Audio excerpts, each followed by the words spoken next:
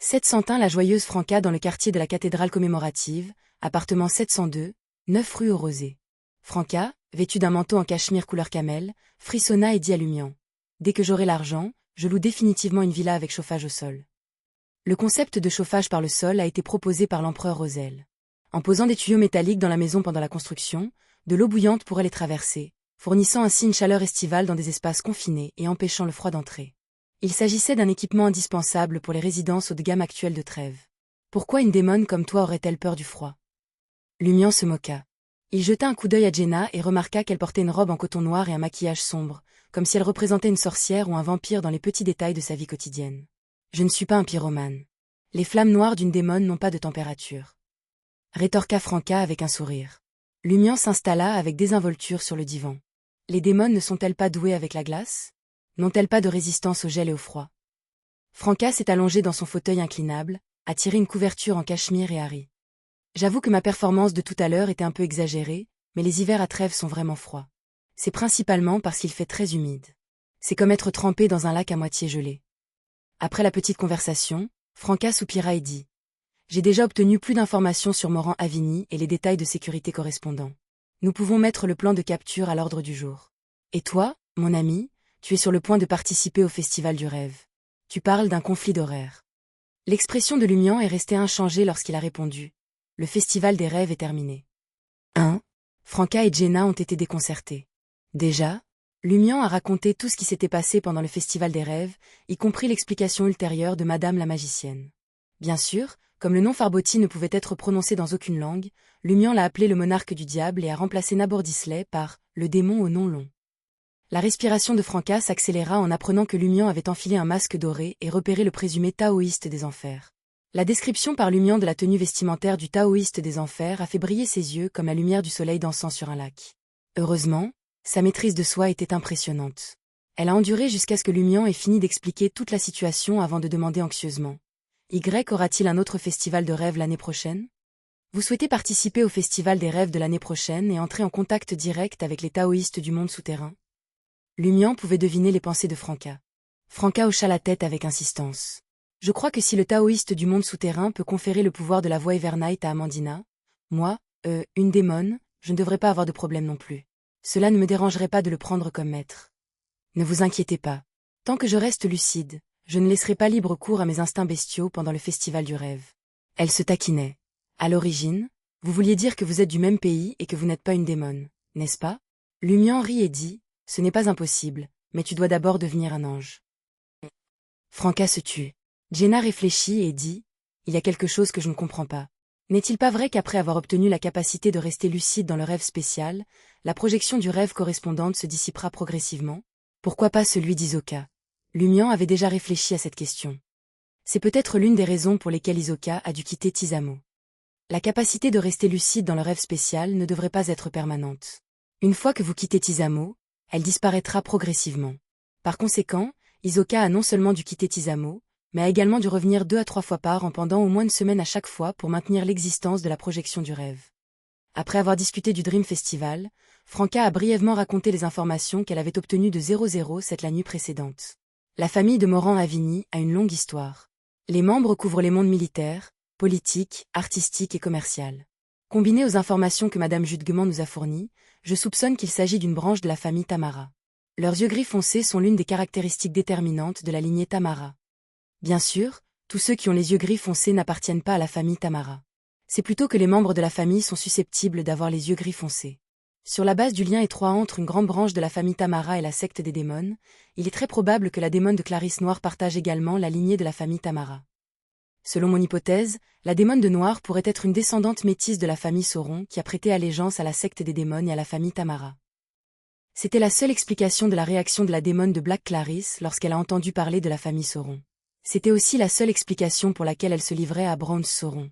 Lumian ne l'interrompit pas alors que Franca continua. Nous devons affronter non seulement Morand-Avigny mais aussi la famille cachée Tamara et la faction Mirror People. Morand-Avigny pourrait lui-même posséder de puissants pouvoirs de Beyondé. Et de plus, le bureau 8, les purificateurs et les machines Yvemin tournent quotidiennement, avec une équipe régulière de Beyondé assurant la protection. Ce que mon ami veut dire, c'est que si nous n'avons pas peur du sacrifice, il y a toujours une chance d'assassiner Morand-Avigny. Cependant, Le capturer vivant ou canaliser son esprit est très difficile et dangereux. Ce que 007 voulait vraiment dire, c'est que les purificateurs ne seraient pas indulgents avec nous ni ne fourniraient une aide manifeste. Cependant, si la véritable nature de Morant Avini en tant que personne miroir est révélée après sa mort, 007 trouverait un moyen de nous donner, à nous les assassins capturés, une opportunité de nous échapper, tout comme lorsque Jenna a tué Gartois.